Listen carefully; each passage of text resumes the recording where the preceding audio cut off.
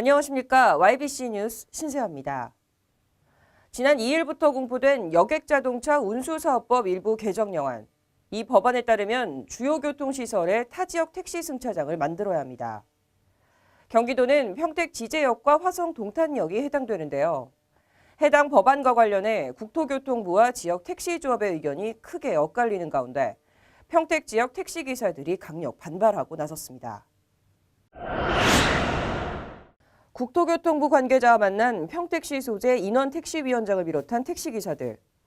해당 법안에 대해 평택시 현황을 반영하지 못한 법안이라며 반발합니다. 그럼 평택시에 지금 238대 감차가 나와 있어요. 예. 그럼 실차율이 없기 때문에 감차가 나와 있단 말이에요. 그렇죠. 그러면 타지역 택시가 여기 들어와서 또 영업을 했을 때 그러면 평택시의 그 택시는 또 감차가 돼야 되는 상황이에요. 20일 오후 4시 30분 국토부 관계자가 지제역을 찾았습니다.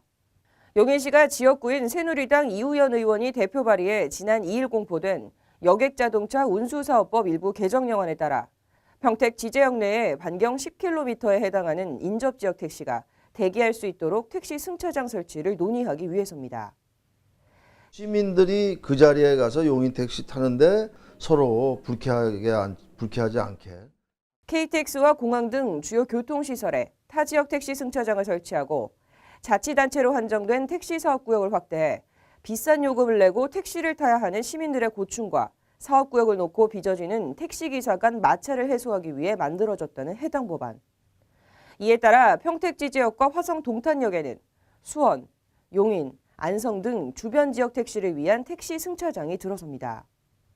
국토부 관계자, SRT 지제역장, 김태근 택시 운수팀장, 최승영 인원택시 조합장을 비롯한 택시기사들이 참여한 가운데 지제역 역무실에서 열린 간담회장은 험악한 분위기 속에서 간간히 고성이 오가는 가운데 입장 차이만 극명하게 드러났습니다. 사업구역 영업 관계는 사실 그쪽 KTX 있는 데는 다 깨졌다고 보면 돼요. 가서 쫓아가서 추적하지 않는 이상 어디 가서 이제 어디를 태울지 모르잖아요. 기사분들은 손을 놔야 된다는 거예요. 그 사람들 때문에. 당연하죠. 네. 이게 아니고 의원실에서 입법 예고를 다 했고 그 관련된 지자체는 이미 다 파악을 하셔가지고 입법 단계에서부터 좀 협의가 있었고 저희가 그 30개 지자체를 어떻게 다 일일이 연락하고 있습니까?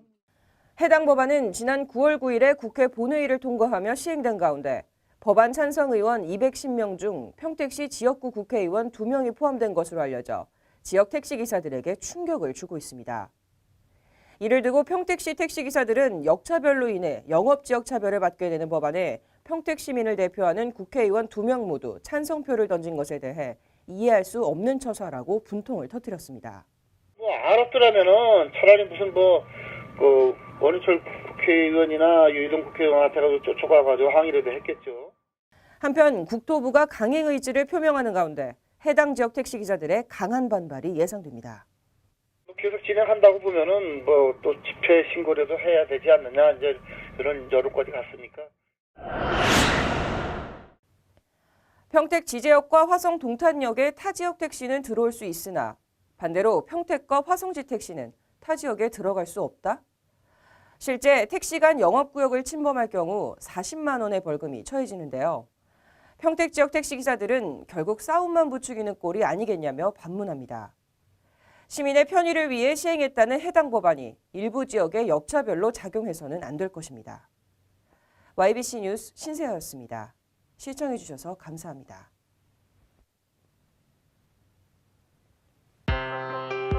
보이십니까? 21세기 동북아 물류의 전초기지 평택항.